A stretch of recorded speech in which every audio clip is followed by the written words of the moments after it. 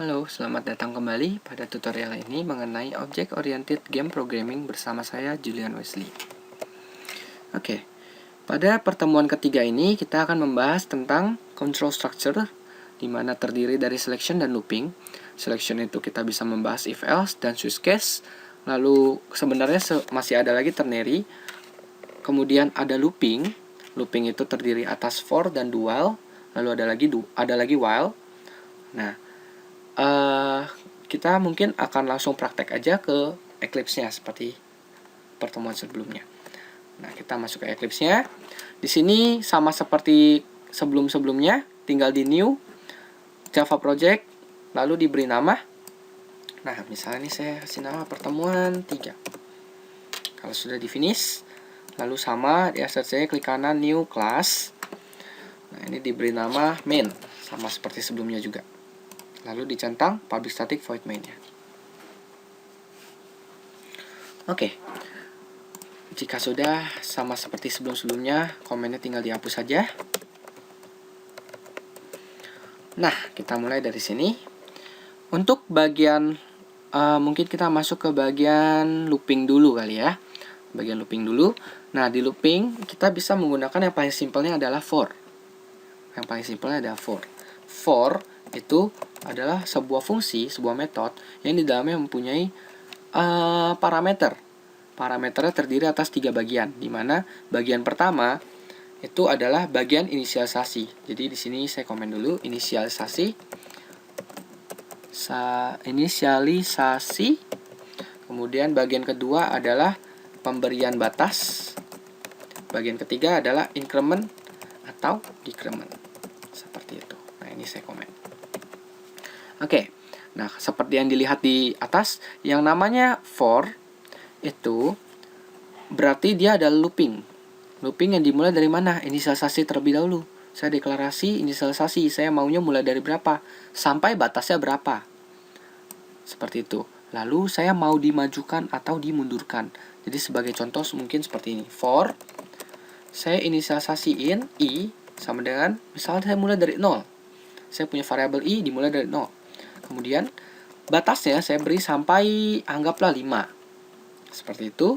Kemudian saya kalau dari i dimulai dari 0 lalu batasnya 5, berarti mau nggak mau kita harus increment, di mana saya harus plus di sini. Begitu. Ini increment artinya. Oke, di dalamnya tinggal dikasih kurung kurawal. Lalu saya mau ngapain di dalamnya? Di dalam looping ini. Misal saya siso. Nah, saya print. Misal saya mau print hello. Lalu saya tambahkan dengan i-nya. Buat apa? Misalnya kalau saya mau hello berarti hello 0 sampai hello ke 4. Seperti itu. Berarti loopingnya akan dimulai dari 0 sampai batas terakhir adalah 4. Seperti itu. Nah, kita tinggal coba saja F11. Oke. Muncul. Ini hello 0 sampai hello 4. Sama persis. Oke. Jadi kurang lebih looping yang mudah itu seperti itu. Oke, ini looping yang mudah. Kemudian kita bisa lanjut lagi ke bagian, misalnya kita tambahkan ke do while dulu. Do while. Nah, seperti ini. Jadi do while agak berbeda dengan for. Kalau for, semua syarat kita taruh di dalam sini, di dalam parameter for. Kalau do while, yang namanya inisialisasi pertama itu tidak ditaruh di dalam, kita taruh di luar. Misalnya kita kasih J. Nah, kenapa saya kasihnya I sama J? Karena itu saya hanya mengikuti standar internasional. Jadi kalau biasanya yang namanya looping, variabel yang digunakan dimulai dari I, seperti itu. Jadi kalau I udah pernah kita pakai J udah pernah kita pakai K, dan seterusnya, seperti itu. Nah, misalnya di dual saya pakai J, saya mulai dari 10D. Titik koma. Oke, dari 10. Nah, di dalam while, di dalam parameter while-nya, itu saya berikan, kalau for, itu dia akan berjalan selama dia masih true. Jadi kalau 0 masih lebih kecil dari 5, dia bakal jalan terus nih yang di dalam sini. Tapi kalau dia udah nyampe 5 tidak lebih kecil dari 5 kan, makanya 5-nya tidak keluar di sini. Seperti itu. Nah, sama halnya dengan do while. Do while akan terus berjalan sampai dia ketemu salah. Gitu. Jadi do while itu dia bakal berjalan terus. Artinya di sini saya akan memberikan batas. Kalau tadinya ini kurang dari 5, kalau sekarang saya misalnya J, anggaplah J itu lebih besar dari 7 deh. Nah, artinya apa? Selama J itu lebih besar dari 7, saya akan menjalankan terus. Nah, misal saya siso juga di sini. Siso, misalnya sini saya kasih do while aja deh. Do while, terus saya kasih angkanya, plus J. Oke, nah, kalau yang di dalam for, itu kan saya udah berinisialisasi tadi. Ya kan? J10, kemudian saya udah kasih batas. Di sini I5. Nah, di dualnya itu J lebih besar dari 7. Tapi yang terakhir belum, increment-decrementnya. Kalau looping tidak diberikan increment-decrement, hasilnya akan looping forever. Seperti ini contohnya. Nah, dia akan jalan terus. Jalan terus sampai kapan? Sampai RAM-nya itu tidak cukup lagi. Seperti itu. Nah, di sini untuk memberikan batasnya, kita tinggal kasih aja di bawahnya J min-min. Artinya apa? Berarti kalau tadi I-nya saya plus-plus, sekarang J-nya saya min-min. 10 akan saya kurangi terus sampai dia ketemu nih di sini. Apakah dia sudah lebih besar dari apakah dia 6 itu lebih besar dari 7? Ternyata kalau sudah nyampe 6 dia kan salah, makanya dia tidak akan menjalankan lagi. Nah, kita coba saja F11. Seperti ini contohnya. Jadi kalau bisa dilihat dualnya dia hanya jalankan sampai 8. Seperti itu. Nah, untuk while sama saja dengan dual sebenarnya. Bedanya dual itu dia akan menjalankan dulu terlebih dahulu di sini. Jadi dia akan keluar ini. Kalau syaratnya benar, dia akan jalan. Tapi kalau while, dia akan ngecek dulu baru jalan. Nah, kita coba while. Misalnya ya, kalau while di sini saya kasih J lebih besar dari 7. Saya pakai yang udah ada aja, J. Oke, lalu saya kurung-kurang while, saya siso di sini. Nah, ini saya kasih while plus J. Lalu ini dikasih J min-min. Seperti itu ya. Jadi kalau di sini, kalau saya kasihnya J-nya lebih besar dari 7, berarti otomatis dia tidak akan keluar nih. Coba saya jalanin ya, F11. Nah, tidak keluar while-nya. Kenapa? Karena J-nya itu kan awal-awal di sini udah 6. Sedangkan di sini mau 6 lebih besar dari 7, otomatis tidak keluar. Kalau dia langsung menjalankan di while. Tapi kalau misalnya di sini 10 ya. Misalnya di sini saya kasih J itu lebih besar dari 10 deh contohnya. Misalnya. Berarti sini ketika saya jalankan 11, dualnya dia akan jalan dulu sekali 10-nya. Karena dia langsung do. Do itu dia jalankan dulu yang di dalamnya. Baru dia validasi. Kalau dia udah nggak lebih besar dari 10, dia stop. Nah, dia masuk ke while-nya sekarang. Nih while. Tadi kan dia udah dikurang 1 dong, berarti 10 jadi 9. Betul ya? 9 ini sekarang syaratnya lebih besar dari 7. Dia udah masuk ke while yang ini. Berarti dia akan print sekali while 9. Lalu di min-min jadi 8. Ketika jadi 8, dia masuk ke sini lagi. 8 lebih besar dari 7 nggak? Karena iya, berarti dia akan print lagi while plus 8 di sini. Oke, baru dia min-min lagi. Terus dia lanjut, 7 lebih besar dari 7 nggak? Ternyata tidak. Makanya dia stop. Seperti itu. Jadi konsep looping bisa dibilang seperti ini. Oke. Nah, ini untuk bagian looping. Oke, ini saya kasih komen lagi deh. Loop. Ini untuk loop. Komen 1 aja. Ini untuk loop. Oke, lalu mungkin saya akan contohkan untuk selection di sini. Selection. Nah, untuk selection itu kita pakai yang simple terlebih dahulu. Biasanya selection itu digunakan untuk validasi. Lebih gampang seperti itu. Jadi kalau yang validasi itu biasa kita pakai yang namanya if else. If else. Nah, artinya apa? Di sini misalnya sekarang saya bikin satu variabel tambahan lagi deh ya sebelum saya kasih if else. Saya misalnya kasih aja in bilangan sama dengan berapa ya? Misal 5. Berarti di sini saya kasih if. If berarti bilangan lebih besar dari 1 misalnya. Oke, atau lebih besar dari 0. Berarti di sini saya kasih kurung awal, isinya adalah siso.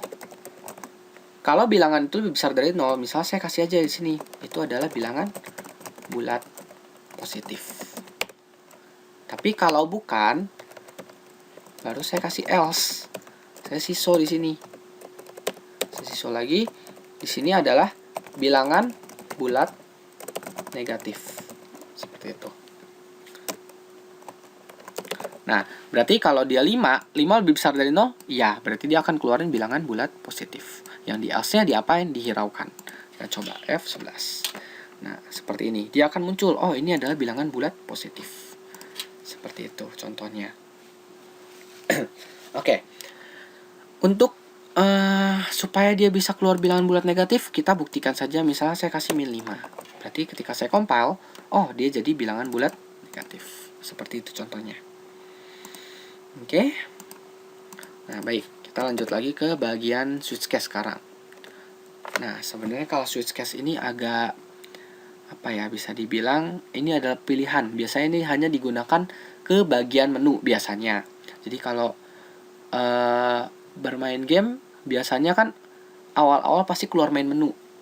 Nah, main menu itu akan diatur inputannya. Kalau dia input 1 berarti kita akan play game. Seperti itu. Kalau kita input 2 misalnya dia adalah option. Input 3 dia credits dan seterusnya. Nah, itu diatur di mana? Sebenarnya bisa diatur pakai if else. Cuma kalau pakai if else dia bakal kasih if else if panjang sekali. Nah, kita bisa memendekkannya pakai switch case. Seperti ini. Switch case itu seperti ini. Case. Nah, ini bentuknya. Oke. Nah, supaya kita bisa, mungkin saya minta inputan user kali ya, supaya kita bisa mencobanya. Misalnya saya kasih input sama dengan 0. Oke. Lalu saya siso masukkan pilihan. Nah, karena siso saya mau minta inputan seperti tadi, jangan dikasih println. Nah, karena kita mau minta inputan berarti saya butuh tadi yang di pertemuan 1 itu adalah scanner. Nah, scanner itu ditaruh di atas saja. Supaya apa? Ketika saya mau pakai nanti di bawah-bawah, ntar tinggal pakai yang atas, kita nggak usah deklarasi lagi. Scanner scan sama dengan new scanner dalamnya system.in. Ini harus sudah hafal seperti ini. Jadi kalau saya mau pakai di sini input sama dengan scan dot, karena saya pakainya itu bukan string, tapi saya pakai buat in, berarti saya kasih next in. Jadi berbeda dengan pertemuan di awal di mana saya contohkannya memakai string, sekarang saya memakai in seperti itu. Nah, sedikit bilangnya bukan kelemahan sih ya. Mungkin kalau di bahasa pemrograman C itu ada yang namanya flash atau getchar. Nah, di sini hal tersebut digantikan dengan yang namanya scan.nextLine lagi. Sebenarnya buat apa sih? Jadi, kalau saya scan.nextIn doang, artinya apa? Saya bakal ngambil angka yang telah di-input user.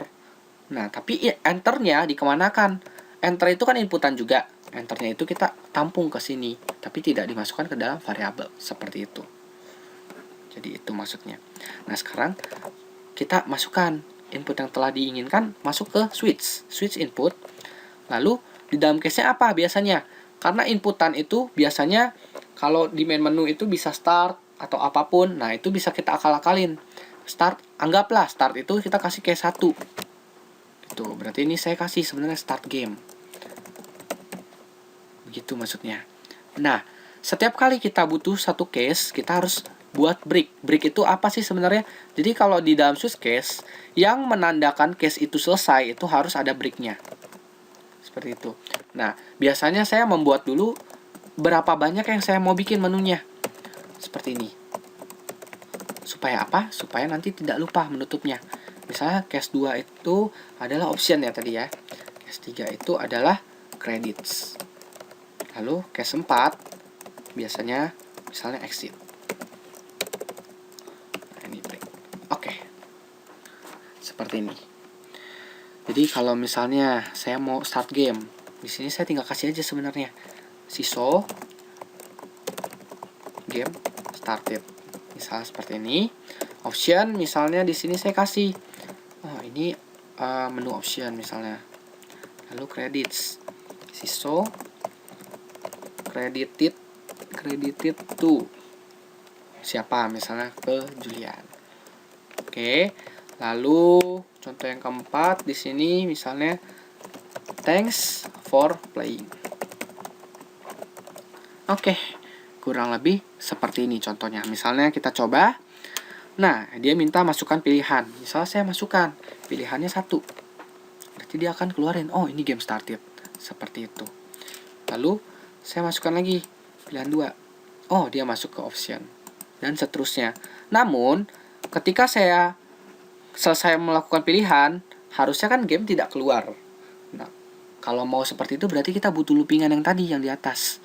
Loopingan yang ini. Berarti sebenarnya saya tinggal kasih nih. Saya kasih di sini deh ya. Saya kasih di sini, saya kasih do. Lalu ini saya majukan sedikit supaya rapi. Bawahnya saya kasih while.